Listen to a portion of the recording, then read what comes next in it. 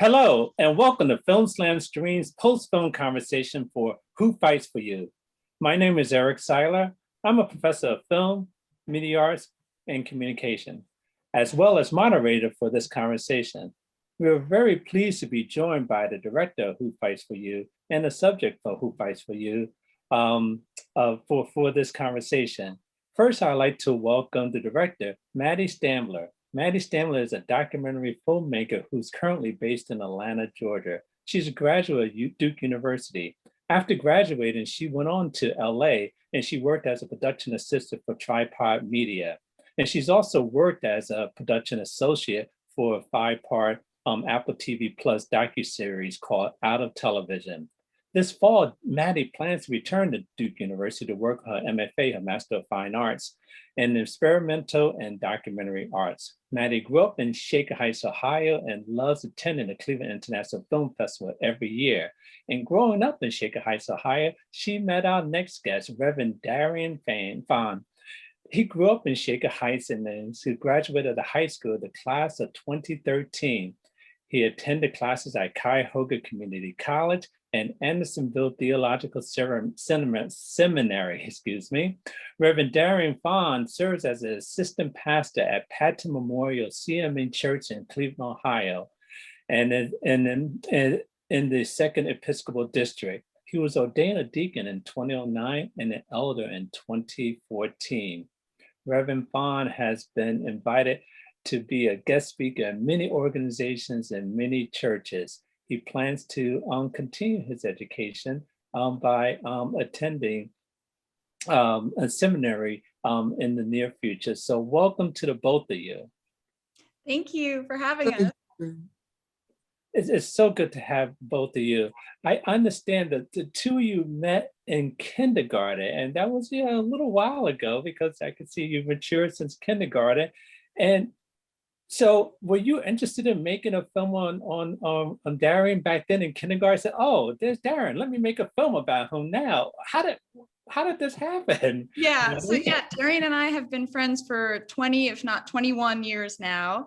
And I think in the beginning, Darrien, we always say we met on the first day of kindergarten. The way Darrien tells it, I came over to him, in class and, introduced myself. But what I remember is I was very shy in kindergarten, and Darrien actually reached out to me and took me under his wing. And from there, we really developed this amazing friendship.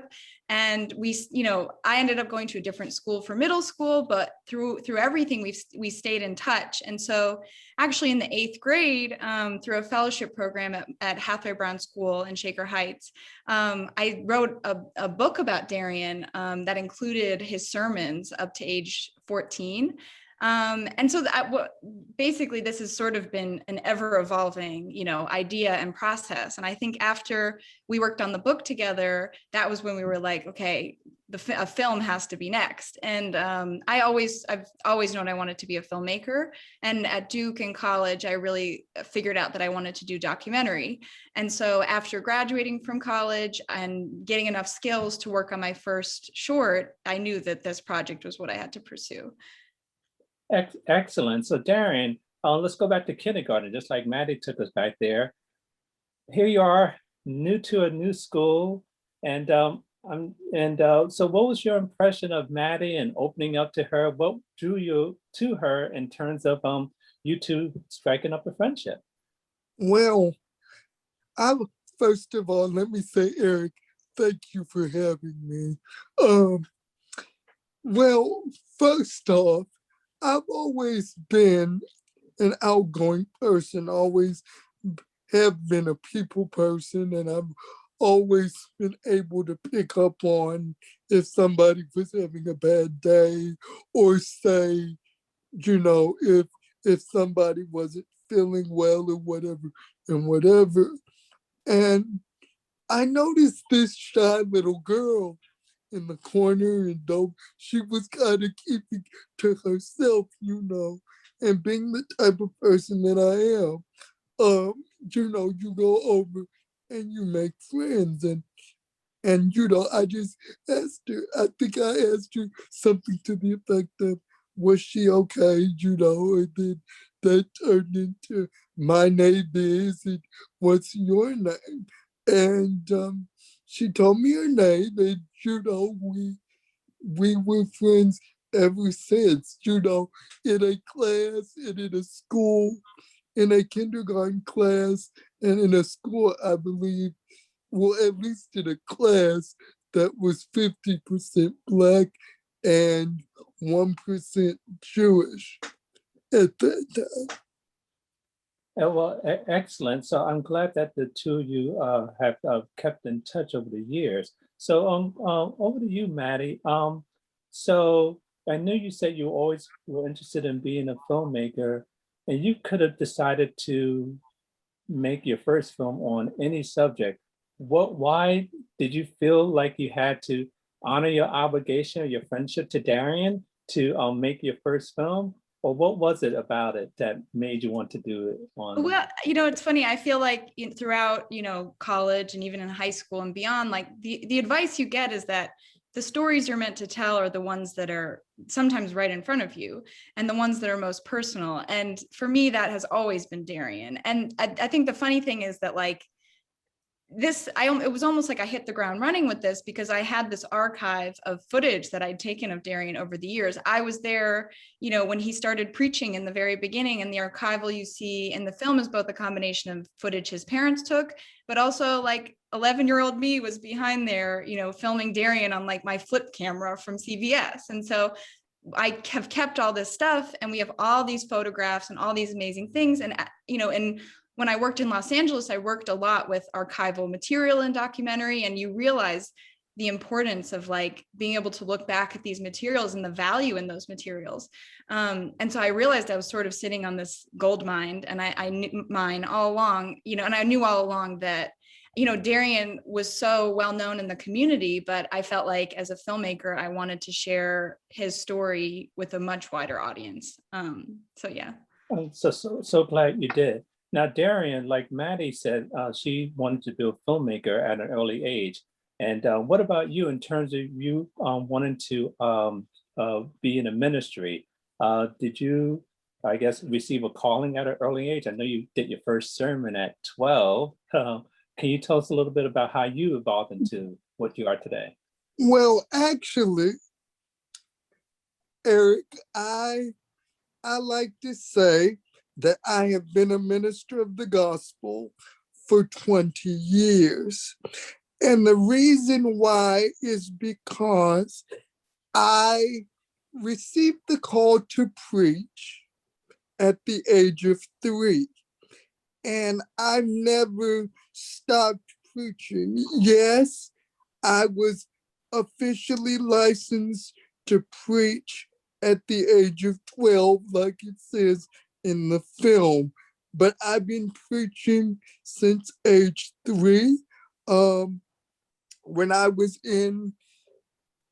at the age of 3, I was taken to St. Louis, Missouri to have surgery on my spine. And it was when I was under anesthesia that I received a vision of a man in white. And I thought he was getting ready to take me when I was under anesthesia. He said, I'm going to send you back. I'm not going to take you. If I was going to take you, I would take you while you were under. He said, I'm going to take you back. But he said, I want you to do me a favor. And that's when he said to me the words that are recorded in the Bible that says, who shall I send and who shall go for us? And I heard the voice of the Lord saying, here am I, send me. And so when they rolled me out into recovery, I wasn't able to lift my right arm above my head. We didn't know how I was going to come out. There was a 50-50 chance if I was going to live or die on the table, but I came out fine. And when I woke up in recovery, I started singing Amazing Grace. And I knew right then and there from that moment in St. Louis that I was called to preach the gospel. And I've never looked back. I've never looked back. That is just a awesome story. That is. I appreciate you sharing that with us. But Maddie, I'm sure there are more stories too that you did not have time to put into the documentary. Are there some aspects, if you have more time, are there some stories that you would like to have put in a documentary? So can you share a couple with us? Well, I think that's a great question because a lot ended up not making it into the film. And I think that's something I learned, in the edit room was that I think that this project sort of took like 2, almost 3 years. And I'd say I edited it for almost like a year on and off because I found like in Darrien's life, there are so many different avenues you could go down in terms of storytelling. And I knew I wanted to like accomplish something that could, share who he is. And what I really wanted to do was let Darrien tell his story and really focus in on Darrien's interview with his parents offering this backdrop, of his life and what it was like raising him and what their hopes were for him. But I think I would have, we filmed, at Darrien's workplace at United Cerebral Palsy. We filmed with our first grade teacher, Mrs. Aiken. We filmed, Darrien and I grew up going to the Jewish Community Center's Performing Arts Camp, and Darrien was always the star of the show. So there was, there were a lot of different avenues to go down. And one that I struggled with through the whole time is I think I've always found my friendship with Darrien to be very unique. Throughout the film, whenever I would share it with somebody, they would always say, but what about that story? What about you guys as friends? And so I thought, at times about sort of making it more of a participatory documentary. What is my role as a character in the film? But I ended up deciding for this one, I really wanted to focus in on, Darrien's perspective and, how he sees his life and, and also how his parents, see their lives. So. Right, that is good because you could have gone a lot of different directions. There's so many stories there. I mean, just your friendship alone, that's a story in itself, too. So Darrien, let's talk a little bit about the friendship. In fact, you, African-American male, Maddie, a Jewish female, unlikely friendship. And I understand, Darrien, you went to Maddie's bat mitzvah, and Maddie, you went to Darrien's church and so forth. So Darrien, just talk a little bit about this friendship because usually, parents try to raise their children, to be open-minded and maybe be around children that look like them or, and so forth. Talk a little bit about your openness to, being friends with people of other faiths and other races. Absolutely. Absolutely. Well, as children, we didn't see it. Maddie and I have never actually discussed race until I think she was well into undergrad at Duke University. We've never discussed it. She was my friend. We didn't see skin color, and I still don't. Also, I think what's interesting is that you talk about the religious piece. And as a trained theologian, now you must understand that without Judaism, there would be no Christianity. And also the shared struggle between our people as African Americans and the shared struggle between the Jewish community. My friendship with Maddie has broadened my sense of theology, my sense of the way how I see the world. If it wasn't for Maddie Stambler, I wouldn't be able to be one of the only ministers to walk into a Jewish synagogue and hold court with the Jewish rabbi, let alone be able to speak from their beamer, which is their pulpit. I wouldn't be able to have the kind of message I have if it wasn't for my friendship with this individual. Also, you talk about the reason why I was able to see her, because I never saw her, Eric, as a Jewish person. I never saw her as a one individual. I saw her as a human being. I saw her as a person who was made in the divine image. And because of my disability, I don't see color. I don't see race. I see everyone as a human being in the way that the Creator intended. Well said. Well said. Written for a treat, not only for an interview, but for a little sermon as well too. Thank you for that. I'm going to ask for your reaction to that, Maddie, in a moment. But first, I'd like to let our audience know we are talking to the director of Who Fights for You, Maddie Stambler, and the subject from it, Reverend Darrien Fann. If you have questions, please put them in the Q&A portal, and we'll get to them as time allows. So, Maddie, Reverend Darrien sees everyone the same. Is that your philosophy also? Can you add to that?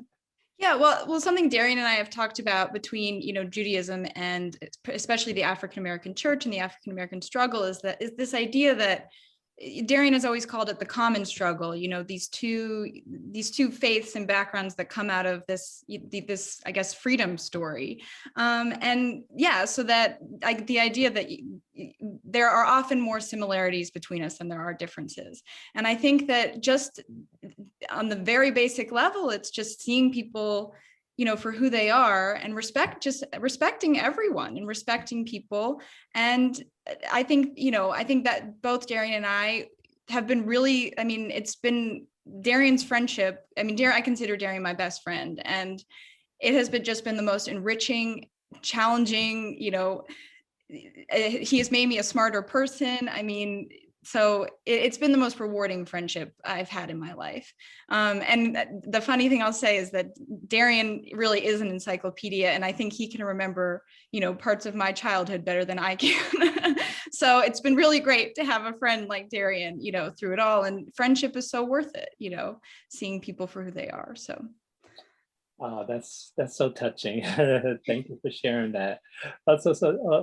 Darrien, as Maddie indicated, you're like an encyclopedia. I know our moderator said that you should be on Jeopardy because you have this a great memory, Darrien. So, what do you how do you talk about how do you have this gift for learning and just continue to evolve more and more, Darrien? Because I know you have things read to you and you observe a lot, Darrien. So talk a little bit more about that, about your evolving education and how you are able to remember everything. Well, I say it's a gift from God, just like the gift to preach is a gift from God. But as far as my learning and as far as ministerial training and my learning overall, I have to give credit where credit's due and say that my initial love of learning is my dad. Being a African American man in America, I am, and I think I said this on the film, it may have gone left on the cutting room floor. I am African American, and so the standards of which we are held to are much higher than some. And I grew up in a house where failure was not an option. I can't wasn't in your vocabulary. Certain things were not acceptable and failure was non-negotiable.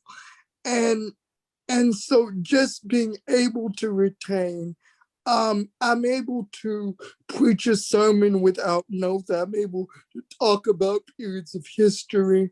Um, um, and you would think that I've been there. A lot of people say I've been here before, but one thing is that me being a people person again, I've talked to people.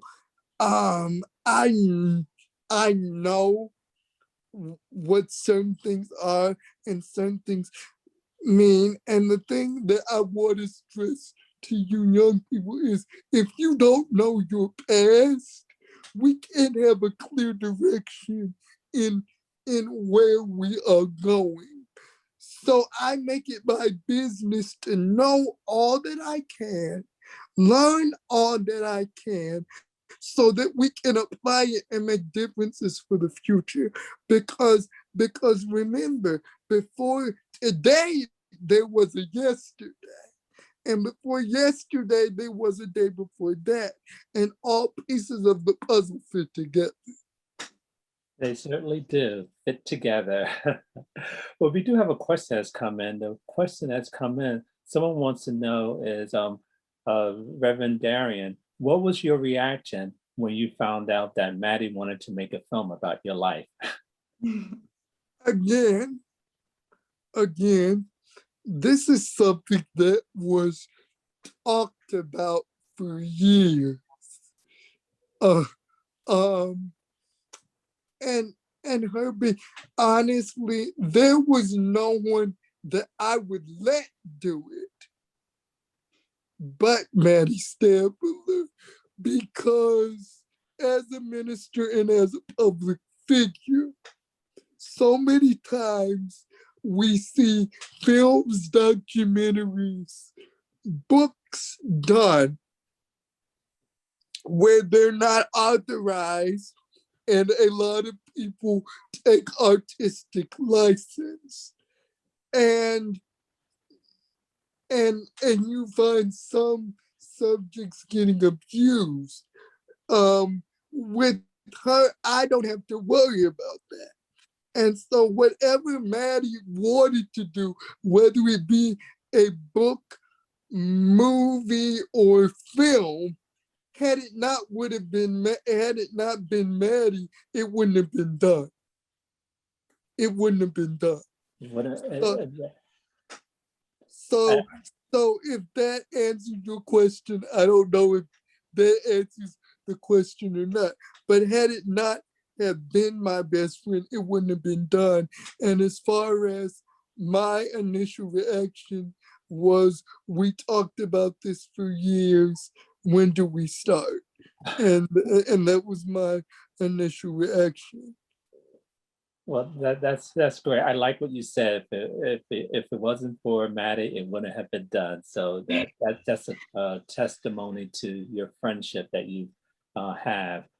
We have another question that's coming. I guess it's directed to you, Maddie. Why did you call the film "Who Fights for You"? That's a great question. The film actually had I think multiple titles at different points, but it ended up coming from I decided to structure the film around that question. And so I think probably in the first 3 or 4 minutes, the introduction sort of ends where Darrien is talking about what independence means to him and really what it means to him for him to enter into young adulthood and sort of the questions he asks himself about life. And so one of those questions he asks in the film is, who fights for you? And so the way I structured it, I sort of wanted him to answer that question in the end. And I think what he answers is that you have to fight for yourself, but you also have to fight for your community and for what you believe in. And so, so that's why I decided to title it that. Well, good, very good. Well, we don't have too much time left. I just want to get to a couple more questions. I'll just keep with you, Maddie, for right now. Can you talk about what's next in the future for you? I know you said you're going to grad school, and he plans to tie in a production with getting your MFA, maybe making part 2 of Who Fights for You or something else. Talk about your future for a moment. Yeah, Darrien and I have definitely talked about that. Darrien's story, I think, will always be a project that I will continue to work on. It may become my life's work, because I just think that Darrien is so, incredibly, he's just amazing. And I think a topic we've discussed is looking more maybe in sort of a feature-length documentary, looking further with Darrien more on the producing side of, disability within the church, and maybe even, disability across other religious institutions, and perhaps tying in Judaism, and in that way tying in, our relationship and our two different perspectives as, somebody who's Jewish and somebody who's Christian. So that definitely thinking about a part 2 at some point. Okay, good to know. Good to know. And Darrien, what's something you would like people to know about you that may have not have come across in the film? What do we know? You're a person of great faith. You have a great memory. What else should we know about you? A lot of things that were left on the cutting room floor, I should say. One of the things is that it comes across, my parents come across in the film, but the real family connection that I have with my family. I come from a very tight-knit unit, a very loving unit. I talk about in the film my great-grandfather, who was the first African-American mayor of West Tennessee. So when it comes to who do you look up to, for me, yes, I looked up to Martin Luther King and all that, and other preachers and all that, but really when it came to finding role models, needless to say, I didn't have to look too far. Very good. And that support means so much. And just kudos to your parents for all the support they've given you to the person that you become, and how it's extended to other people as well too, that you minister to and have friendships with as well. The final question I have for the both of you, I'll start with you, Maddie, is it's the same question for both of you, is what advice can you give to young people who are watching this now on resolving differences? Young people go through lots of differences, but just based on your experience, your friendship, how can they resolve differences, whether they have differences with race, gender, politics, or whatever? What advice would you give to people, Maddie? Yeah, I would say, I think it starts with engaging with other people. It starts with being, in environments that you may not normally choose to be in. And I think, that's how, we start understanding people better. I think that's how change happens. But I just, ask people questions, be open. And I think the most important thing is to just maintain respect always. So that's what I would say. Respect is key. All right, and Darrien, I'll give you the last word. What would your advice be? Try to find common ground, because we're all different, but the root of the tree, if you get to the root of the tree, whatever the root may be of your politics, whatever, and find common ground, like my best friend of 20 years said. And as I say all the time, instead of focusing on differences, try to find similarities and try to find common ground. Because if you look closely enough, our blood is still the same. We all bleed red blood. We all breathe the same oxygen. The only difference is pigmentation or the skin. But if I cut you, you bleed the same. Well, I would just say amen to that. And I'd like to thank the both of you for joining us today. We were pleased and honored to be joined by the director who fights for you, Maddie Stambler, and the subject in the film, Reverend Darrien. Thank you very much for joining us today. Thank you so much for having us. Thank you so much. And thank you to our audience for joining us for this important and invigorating conversation. For more information about the 45th Cleveland International Film Festival and future film festival, please visit clevelandfilms.org. I'm Eric Siler. Thank you.